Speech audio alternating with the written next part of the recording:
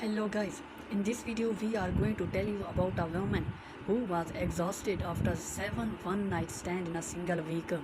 Many of us experienced a one-night stand or two in our time. 7 in a single week, though sounds fun but pretty tiring to be honest, which is pretty much how it panned out for one woman in Australia. Before we get started with this, let's point out that Nadia Bokode is not harming anyone. She is engaging in consensual sex with compatible individuals while satisfying her desires at the same time. Good on her. And in any case, chances are she is not going to give two fucks about what any of us make of her choices. She is empowered and exhausted from all the sex. But that wasn't always the case. Nadia found herself newly single after her 7-year marriage broke down and she was sexually frustrated, really sexually frustrated. After confiding in a colleague, she was told to message a guy suggesting no string attached sex, asking him outright whether he was DTF, that means down to fuck mama. Nadia took her pal's advice and found herself embarking on a week-long journey of steamy one-night stand and admits she was exhausted at the end.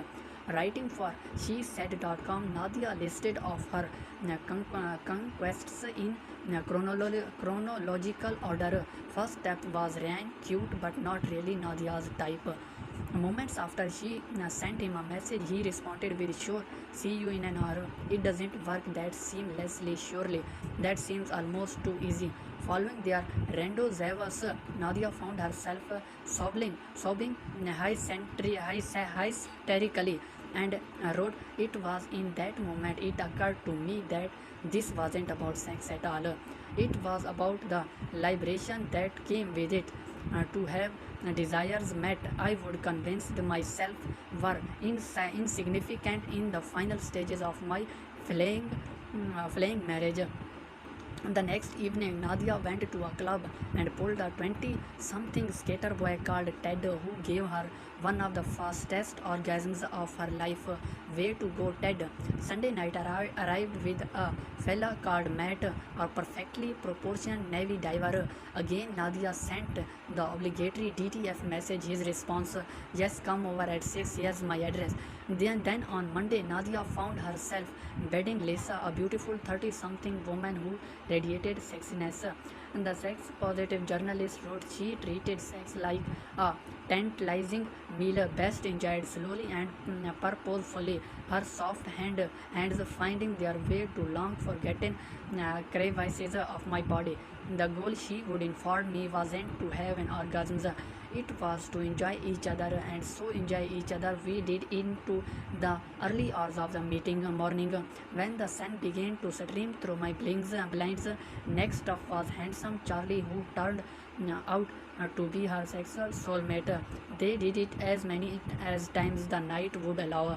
Now we are realizing why she was bloody naked." On Wednesday, Nadia went on a date with a cute army guy called Steve, who explained that he would be boarding a flight back to the other side of the country the following day. We can almost hear ourselves telling Nadia, "Fuck it, you are not going to see him again." Thursday evening arrived and a date was on the cards with Ben, a handsome English bloke she met online.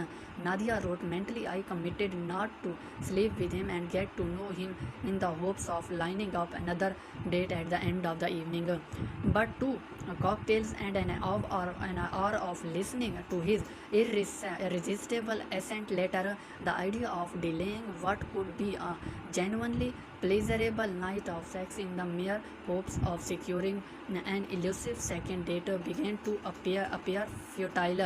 Well, she had good intentions to begin with, and that's all that matters." Again, Nadia found herself crying again and explained, "I turned on my side to face him, knowing full well and I would never see him again, and feeling somehow strangely empowered in the knowledge.